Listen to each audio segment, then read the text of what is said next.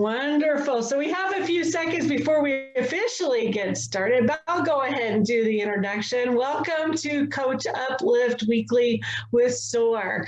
The Coach Uplift Weekly is basically tips, tools, and techniques to help you in your coaching business or as a team leader, because team leaders, managers, they're coaches. And if they don't know they are, they need to know that. So tag somebody, let them know they should be here and join these. This is a free weekly webinar series because we believe our mission is to uplift humanity. And so we want to share with each other. We believe there's enough to go around. Guess what? There is no idea that hasn't already been thought of or used. But how we use things now, moving forward, is the key. So we just appreciate everybody joining us, and we love providing the service. I get notes every week saying thank you for doing this for free. And I know we could charge for it, but that's not what we're here to do. We really want to support coaches, team leaders, organizations, and be able to direct them to what they need to help their businesses grow, and or organizations find coaches and trainers that they can bring into their company. So if you haven't downloaded the Soar audio app, I say this every week, make sure you go to Google Play or the Apple Store, download that, because this and all the other recordings for Coach Uplift Weekly, we have started the new deck series aimed at organizations sharing tips every other Tuesday, and that started this week. You can find that on the Soar audio playlist as well. So with that, my name is Shari Strong, and I love working with coaches, and team leaders and managers. And this week we have one of them, in fact, that works with small businesses and helps them grow from an HR perspective. And when we were going back and forth, I explained who our audience was, and I thought it was really valuable because as coaches or team leaders, being able to put ourselves in the position of what do the people we serve need. Sometimes it's so easy just to push what we want or what we feel people need. But what if we heard from somebody on the other side of the aisle and works with those people, just to reframe some of the things you've been thinking? So that's what today Tonya is going to be sharing. So Tonya Sowles is here from Oregon, Southern Oregon, and they, believe it or not, are not in the frigid, freezing area of the United States. I think there was 43 of the lower 48 were like in a weather advisory this week, and she was not one of them. So good for Tonya. So let's all get some of that mojo from her. But Tonya is a human resource expert, and she loves helping small businesses, especially, work through those HR challenges. And what you really need to know, and Tonya, I'm going to let you tell more about yourself, but she has 20 years in business management for small businesses. She's a certified professional through the Society of Human Resources. She is a certified speaker facilitator with Speak to Inspire method. She has a bachelor's degree in human resource management and a master's degree in business administration. So she knows her stuff. So Tonya, I'm just going to hand it over to you. What did I miss? Thank you so much. I'm so excited to be here. I am the champion for people can do. You are so right that coaching is a part of everyone's life. If you're working with employees, if you're working with clients, even if you're working with your family, coaching is so important. And their business people are amazing at their trades, their professions, whether it's clinical, manufacturing, but they don't always have that cheerleader behind them, giving them the resources they need so that they can feel successful. And that's what I do for businesses. I am passionate about our topic today. It is such a heartfelt, because employee engagement is the foundation of business success. It totally is going to transform what you can do with your employees. For our coaches, for our trainers, for those things, it's not necessarily your employees, but you're going to show your clients, these are the tools you need to make things happen in your business. So I'm going to share my screen really quick. And just so everybody knows, the title, the official title this week is called The 12 Ways to Engage Employees That Every Coach Should Know. So this is things that you can take and use in your business or with your team. So awesome. Yep, we see it. I see the screen. Awesome. So I am going to make sure I can see the chat. So if you have questions, if you have comments, I have this great thing that I did, drop them in the chat. I want this to be interactive. I want to see, hear, and I want to help you cement these concepts. So whether you're talking about building your own team or helping your client maximize their productivity and profitability, it really starts with your employees. I had this big mind shift for a bunch of my clients recently because I had never framed something in this particular way. Who is your number one customer? Who is your primary person or target audience? And if you don't say your employees, you're starting with the wrong person, because the way that you interact with your employees, your clients, is how they in turn are going to interact with your customers. And I've asked clients this: would you treat your customers the same way that you're currently treating your employees? Are you treating your customers? And I have rocked the world of doctors, of office managers, because they are too busy to treat their employees with the same care that they give their customers. And but think about this. If you're onboarding a new client, think about the steps and the care that you put in that process. Are you doing that same level of care when you're onboarding your employees? This is a think about, because it will transform your business. So most businesses, especially right now, if they are recovering from our current challenges, keeping their top talent is one of the biggest challenges they have. Employee engagement is the solution to that, because your top talent wants to know you care about them. They want to see that they have a future. And if you're taking the time to up your engagement game, you are going to see that they see themselves as successful in your organization. They are looking at themselves as a part of the greater good, which is a huge motivator right now for everyone. There was a survey recently done, and 63% of companies say it's easier to hire people than keep them. That's shocking to me, especially when you think about how expensive hiring is. Just the search process, the interviews, all of that, you're looking at spending 16% of an employee's salary just to search. And then onboarding them is another 2% of your total revenue for the year, because you have lower productivity, all of these things. So it's so challenging, and engagement is what makes a difference.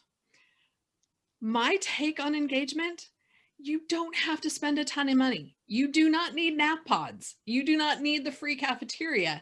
You just have to show beer pong, or beer pong, the video games that. Oh my gosh, that drives me nuts. Yeah. That's totally not what you need.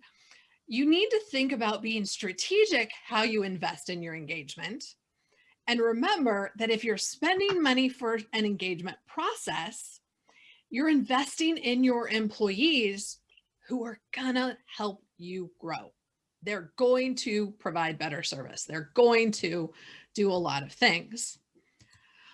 My number one, and I get shocked how frequently people are like, what do you mean we have to talk to our employees? We talk to them all the time. So Well, keep in mind, for a lot of you who are coaches on here, these are things you can take away to work with your potential clients, right? Like, are your clients talking to their employees? So I just want to add that in there. Sorry, Tonya. oh, absolutely. And even this can be transformed into how you're engaging with your clients. Because I just recently had a client of mine who's struggling with turnover. And I was asking questions because that's what I ask a lot of questions in my processes because I talk to my people. And I said, well, do you know what your employees want for recognition? Do you know what motivates them, what they're interested in? Well, I have them fill a form out when I hire them and they list that out. Okay, how many of them actually give you answers on that form? How many of them actually give you actionable things? Well, I don't know. I happen to also have the opportunity to talk to one of those employees a week later. Do you remember filling out this form? She's only been hired about 4 months, so she was new. And yeah, I said, what did you put down in that box? Oh, I don't like recognition. Okay, so how is that going to help you? I said, okay, wait, you don't like recognition. So you don't like a thank you card if you've done something extraordinary, or a coffee card if it's your anniversary, or something else, and started asking and having a verbal conversation. And the owner was sitting there with me and she's like, okay, I see your point. I asked him to fill out a form, but I didn't have the conversation. Yeah. It's huge. And employees want to know that their voices are heard. They want to know that their opinions matter. This is not just the, I need you to do this job, so go do it, or I need this from you, or you didn't do this right. It's the, how are things going? Oh, you have a dog. What kind of dog do you have? I mean, when you're talking about these things, it's getting to know them as people. Don't make them your best friend. That's not the goal, but it's to help you understand their perspective. Right. It's getting to know what motivates them. It gets to know what excites them, what frustrates them, what scares them. It helps you create a connection. One of the things with turnover is it's really easy to quit a job, leave, do something when you have no connection with your leader, when you have no connection, because there's no harm. They don't care about me, so I'm just going to leave. So it's I think a lot of people, and I think a lot of in businesses too, and a lot of coaches, and especially ones on this call, they probably get called when those employees are already on their way out, right? Like we wish that people would contact coaches like with the top employees, not the ones that are on their way out, but you're right. They will leave if there's no connection to them. So as a coach, helping our clients understand, hey, it's all about people. That's like talking to them. Just see, so for me, talking to them seems like such an, I'm going to use this word, duh, but you're right. For a lot of the people on this call, their clients, it's not it's not that easy because they just want results, or their attitude is, I just want, why can't they just go do their job, or whatever that I'm paying them money. I'm paying them to do their job. Why do I have to talk to them? They're getting a paycheck. Yes. I hear that so frequently. And the other is well, I talk to them when I give them their schedule. I talk to them when I need, yeah, that's great. I do the 2 times a year feedback session. I talk to them then. Exactly. And those are important, definitely. Those structured conversations, so important. But you also have to have the casual conversations so that they know someone cares about them. And the next 11 tips that I give, almost all of them involve talking to your people. So this is the big one, but the others, it's also huge. So it's really important, and to open up those lines of communication. because so many employees, they're afraid to have the conversations. They're afraid to do those things. And when they get used to an interactive, casual conversation, when something is troubling them or bigger, they have that connection and feel like they could approach you. And that makes a huge difference. So if you're working with clients who this is a challenge, and 90% of my clients talking to their people is their challenge. They just, they don't think about it. Yeah. So have them schedule time every week. Make it 15 minutes a day, an hour, depending on the size of their team, where someone, if it's leadership splitting up the employees because you have a larger group, but someone is making a connection and taking that 15 minutes. Doesn't have to be anything big. And some weeks you'll have some structured conversations, so you don't need to make those additional connections, but make sure you're setting aside time so that your employees know who you are and actually will talk to you. So huge, huge, huge. Stay interviews. This is a new concept for some people. And you had mentioned those 2 times a year feedback, performance management. One of your times, I like 4 times a year or more, but one of your times should be a stay interview. This is asking your people, what's going awesome? What is happening that is fantastic? But what do they want in their job? Are they really happy with what they're doing, or are they wanting to stretch, wanting to grow, wanting to build? Or is there some challenge they're facing? A tool does not work. There's a toxic person in the environment. Is there something that needs addressed now before it explodes and they leave? And also, what is happening with the company that's not going so well? What are we doing that is not making it easy for you to do your job? How can we do it better? We're asking them how to get better because we care about them as people. Okay, I will tell you right now, anytime you have these conversations, you will have a huge spectrum of answers. You will have your disengaged people who the world is horrible, everything is awful, and you don't do anything for me. And that's how they're going to come across. You'll have your people who are present, but really more holding space, and you'll get some good information from them. But then you'll also have your already engaged people, and they're going to give you some amazing things. You really want to look at, what does this look like? What trends are we seeing? Is this an interpersonal issue and we need to look at some coachable moments? Or is this a systemic issue and we need to fix the system? Well, and for coaches, the ones that were coaches on here, so those who are team leaders, I mean, this is huge because you're identifying with this directly, I'm sure. And as coaches, those coaches who are on here, these are great questions to have in their back pocket as they work with different organizations, or even people like, what do you like about your job? Why are you staying there? If you're coaching somebody who is thinking maybe the company has hired you to coach their people, you might have to ask these questions on behalf of the company. And, depending on the agreement you have, what you share with the company. So I think this is really powerful from both sides, and just wanted to, again, offer that framing for some of those people who are coaching employees for companies. So would you, here, we got a question here. Would you see these with skip level meetings? Would you use these with skip level meetings? So skip level meetings. I want to make sure I understand what you mean by skip level meetings, Melissa.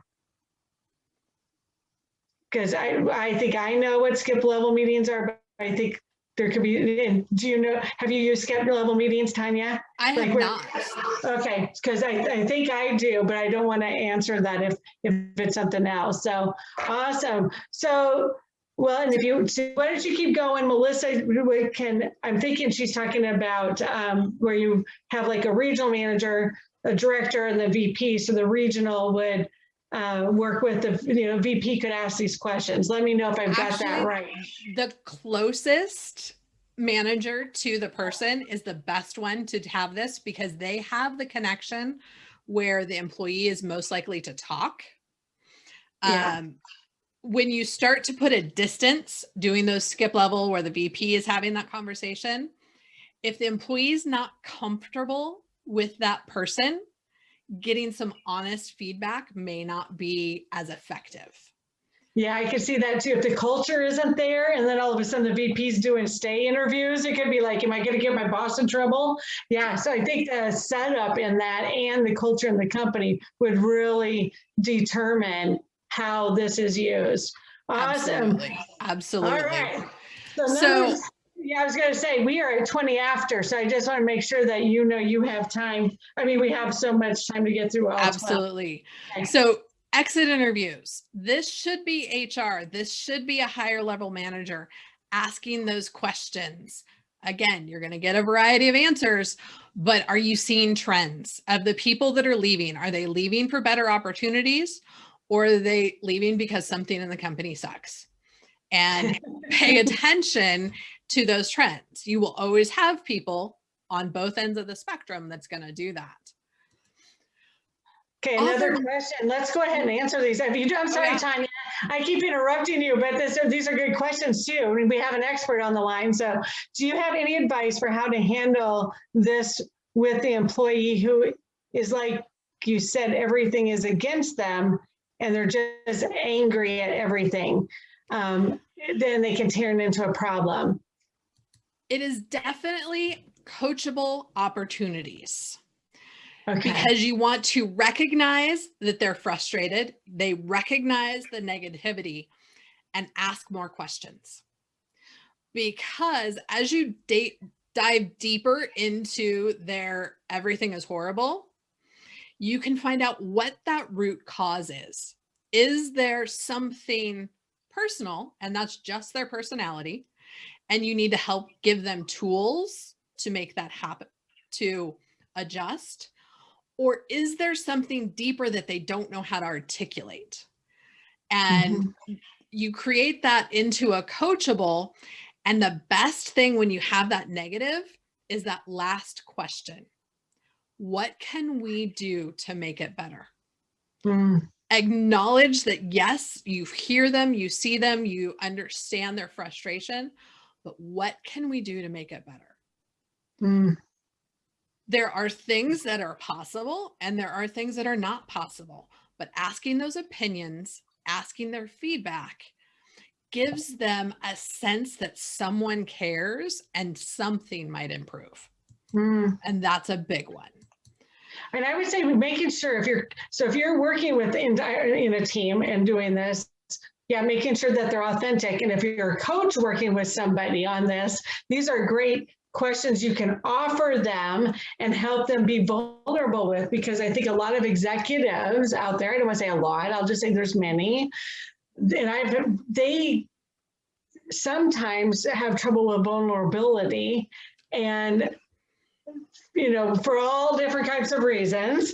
So as a coach, we have to help executives have that vulnerability and have courage to ask these questions, and so they can receive that information so they can get better. But if they really don't want to know, that's a whole different issue you have to be coaching them on.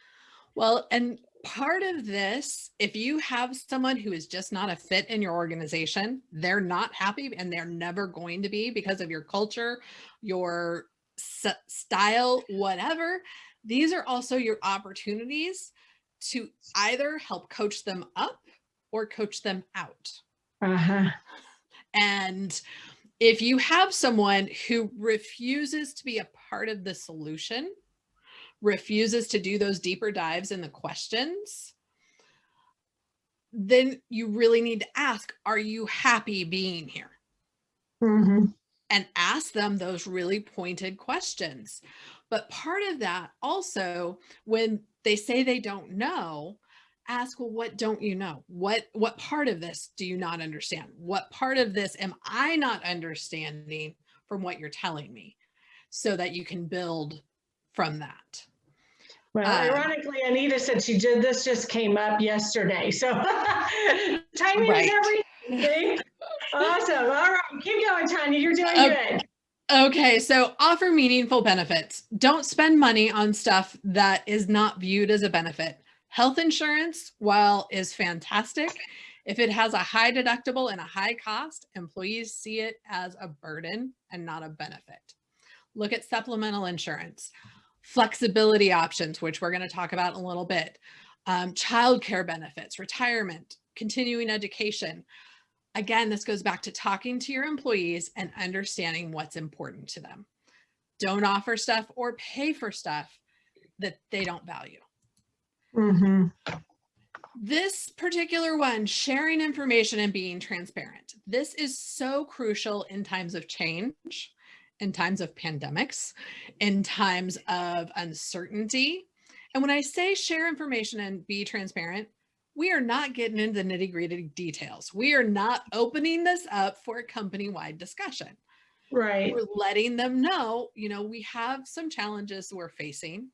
Something is happening. We see it, we recognize it, and we're working on a solution. We're working on an answer, so that in case of pandemics where everything's fine, and you're seeing companies all around you close, and the boss is like, nope, we're good. And then Monday morning you come in, no, the door is closed because we can't go on. Employees are much more receptive with, we see these challenges, we're trying our best. We'll let you know as we get more information. Being that vulnerable, but still authoritative is what's important, so that employees know what's going on and they're not blindsided. Yeah, communication, right? Like, and it's funny because every organization I've ever worked with in the past 10 years, it's their top 5 things or 3 things they want to work on is effective communication. They don't read the emails, or we send too many emails. And it seems so basic, but often it's not the amount of emails, or even if it is an email, it's the content in the email. Is it authentic? Is it genuine? Yes. So yeah, it's totally important. Okay, company mission and values, so that the employees actually understand how they fit in that mission, how they fit in the vision of the company. A Gen Z employee person will take a job with lower pay if they believe in the mission and are passionate about the purpose. So many companies have a mission that means something to the founder, means something to the owner, but isn't relevant to anyone else. And then there's no point in having that, because it's not purposeful. The employees need to understand their why behind their work. So every organization should have how that position fits into that mission. Whether it's the janitor who is cleaning for health and safety and image, which how often when you hear about a custodian or someone like that, does someone think about they're your image?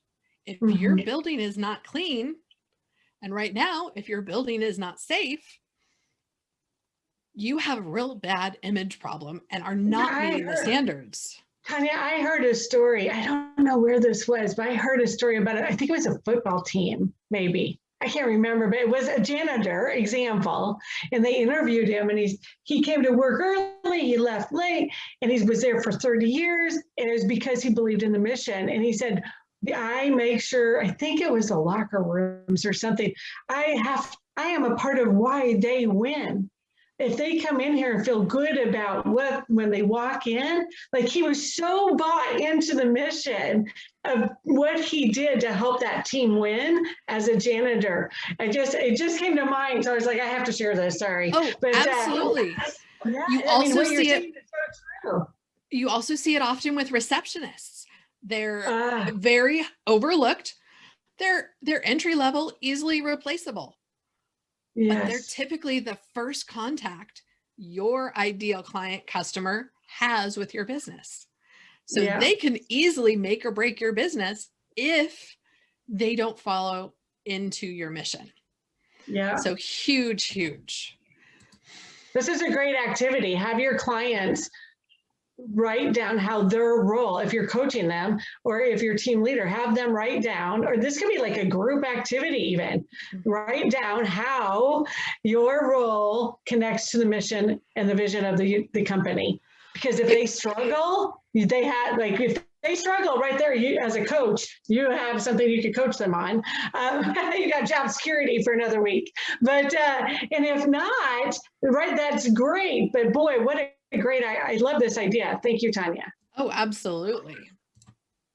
Next, you need to build a culture that is based on recognition and gratitude. It is about big things. It's about small things. And it's about employees who are recognized that someone appreciates them working with that hard customer. Someone appreciates them coming in early and staying late to make sure everyone else is set up for success. They're going to stick around. The thank yous, the little things, employees will go above and beyond with extra effort when they know someone's paying attention, when they know it matters. So a lack of recognition and a lack of engagement is one of the biggest drivers for getting people out the door. Because they're like, they don't care about me. I'm gone. I just busted my bum and no one noticed. So it's those little thank yous for doing an extra job, or those big ones because they made a huge impact. You know what else on recognition I will tell you is I have found people who are recognition motivated, like I used to teach, like there's 7 motivations out there, and it's, it's like, the Maslow's hierarchy, very similar, but people who are recognition motivated, if the manager is not recognition motivated, will often think that they are high maintenance and, oh my gosh, I have to, give them a pat on the back every time. Here's what I let them know. Those people, it usually doesn't take that much, but you better do it. And it doesn't make them bad because they're recognition motivated. It's how they're wired.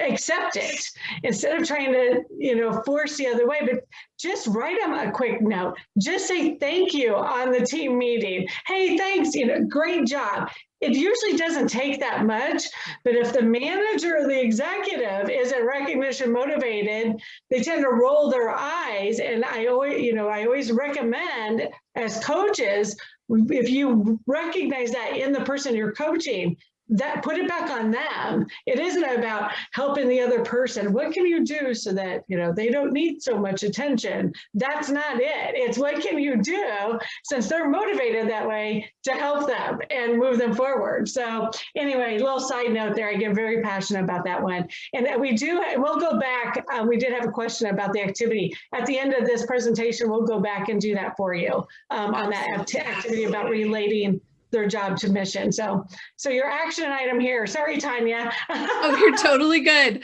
So during those check-ins, remember you've blocked some time in your schedule, find out what motivates them. Are they recognition? They want those recognition in team meetings. They want those big things, or do they want a little note on their desk just saying thank you?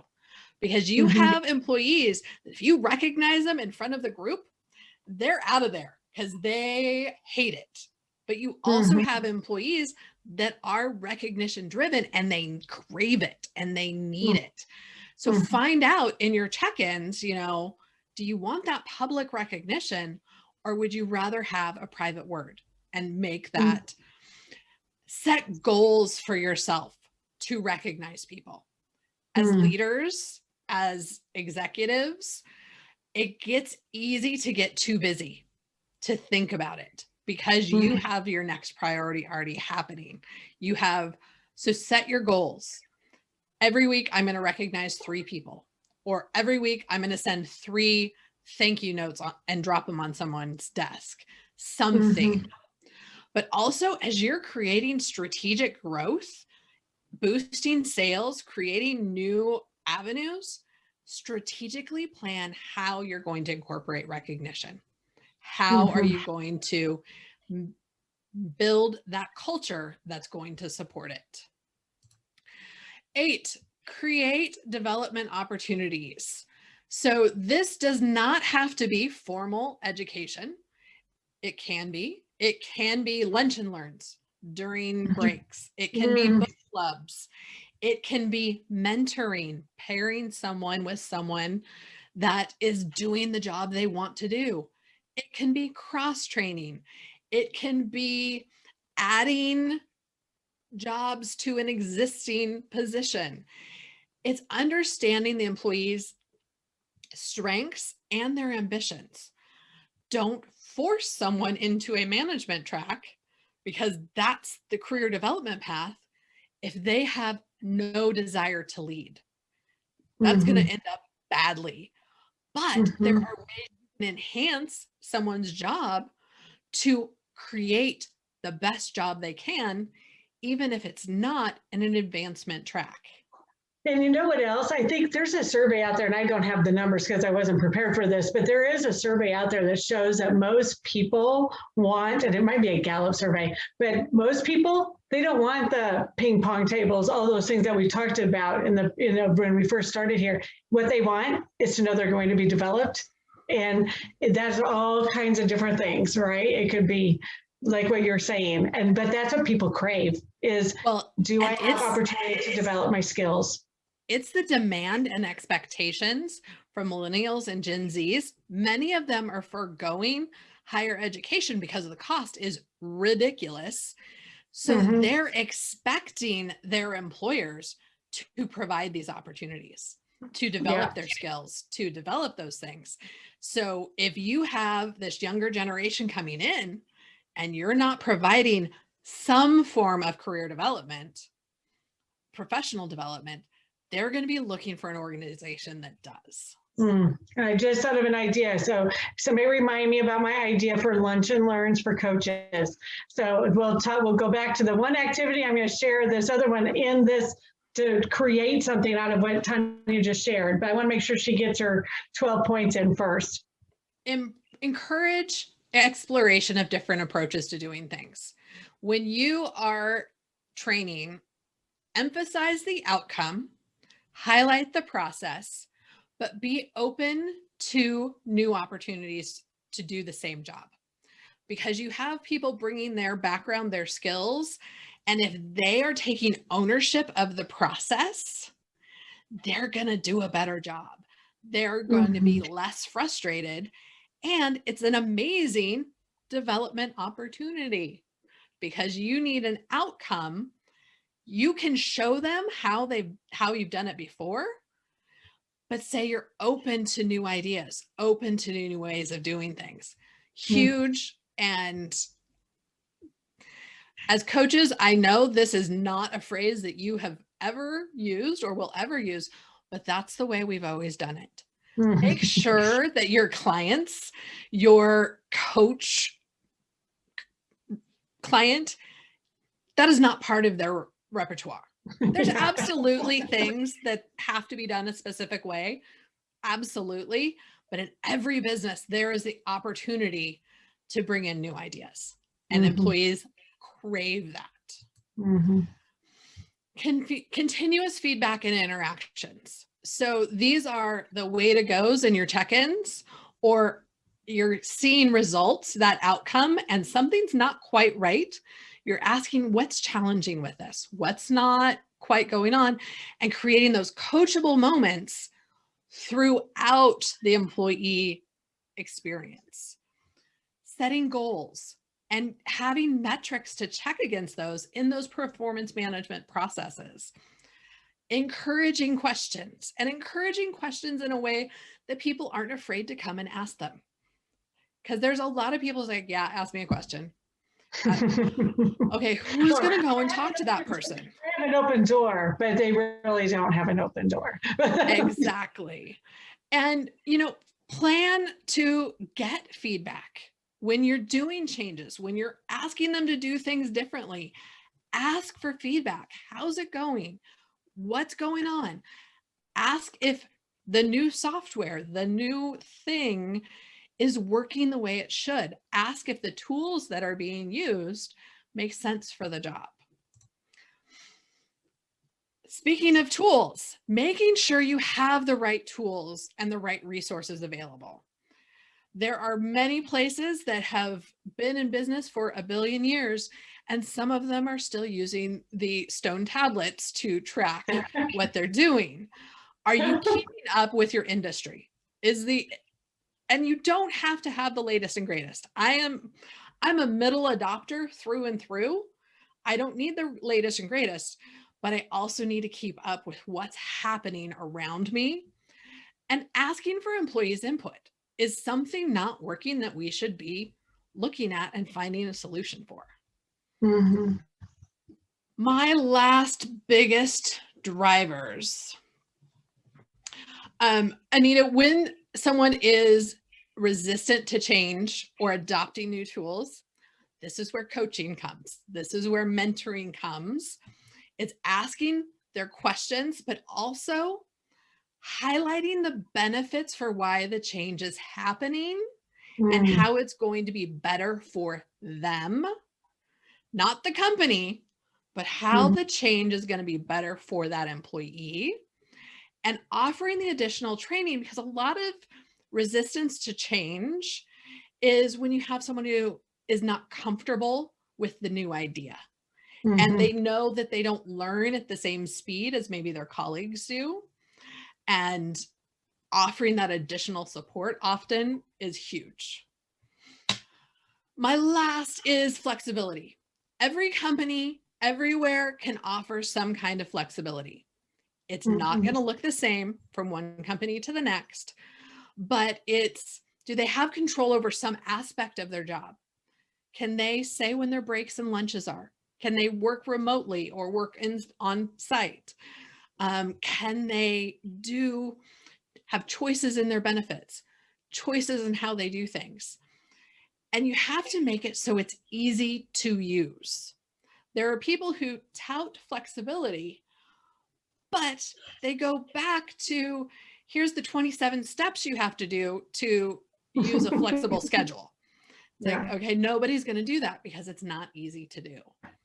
So highlight flexibility as a benefit, because that is a leading driver for working parents, employees as a whole. They want to have control. They want to have the opportunity to create work-life balance, to control their jobs, find flexibility. It's there. I love it. I love it. Employee engagement does not have to be expensive. Employees that feel like their voice is heard are more likely to do their best work. And an engaged team will give you 202% higher cumulative performance. This is shown throughout the pandemic as people have had to lay off and work on smaller teams. The engaged workers that are kept have been able to maintain productive levels. So huge. Oh, awesome. Good points. I hope you guys had, well, where did you get the 202% stat? Let me look really quick. Okay, otherwise you can send that out tomorrow. Also, going back to, I think it was the mission vision activity. Yes. And then we can show how to get a hold of you as well in there. The mission vision activity, basically, if you want to tell them how to do that, actually, I think I understand it, but Tonya, this is your presentation. Tell everybody how to do this. So there's several ways to do it. And Shari had some great examples, but sitting down with the group as a team, having that group discussion, saying, let's really look at our mission and vision, How does this role fit into that? Or as the leader, as the executive, actually, as probably the start of that task, having the leader look at their mission and vision and outline specifically what each position does to build that mission, to support that mission, support that vision. Love that. Does that answer that question? I know that was one of them. And then I had an idea too, as well. So for Lunch and Learns, one of a friend of mine, he did, and he challenged people to do, he was a coach. He did free Lunch and Learns every January, 21 business days of January. And then that built his business, coaching business and training business the rest of the year. But you just, when you said use it as a learning opportunity, it just gave me this mind shift. If I was out doing coaching again, I wouldn't just go say, hey, I do this every year, it's my way of giving back. I would say, if you are struggling with offering learning development opportunities for your employees, or if your budget is small, let me come in and do a couple Lunch and Learns this month. So there you go. Now you've got a marketing plan, and it works. It does work. I've done it many a times, but now instead of just saying it, I used to say it's my way of giving back. I do this every year, but to say, I know organizations are struggling with learning opportunities, and we know based on research that employees want learning development opportunities. Here's one of the Lunch and Learns I do, and I'd be glad to offer it to you for free. Now, to get business out of it, you do a quick survey afterwards, and then you take those results to the person that hired or let you come in, and you say they all said that they would like more of this, and then you offer them a coaching package. So anyway, so also, if you want to get a hold of Tonya, and I encourage everyone to go to her, if you want to show that screen again, Tonya, that'd be great. I'm sorry, I'm just now getting there, but totally at TonyaSowles.com/engage, you can download the 12 points as well. LinkedIn, of course, and then Facebook and Instagram is at Sowles Consulting. And of course, you see her email there. And if you're listening to this, it's Tonya@SowlesConsulting.com. So I want to thank everybody for joining us today. Do you have any other questions? Can you guys give her some love? She gave you guys a lot. Yes, that helped a lot. Give her some love and say thank you for taking her time to help all of us in the Soar community.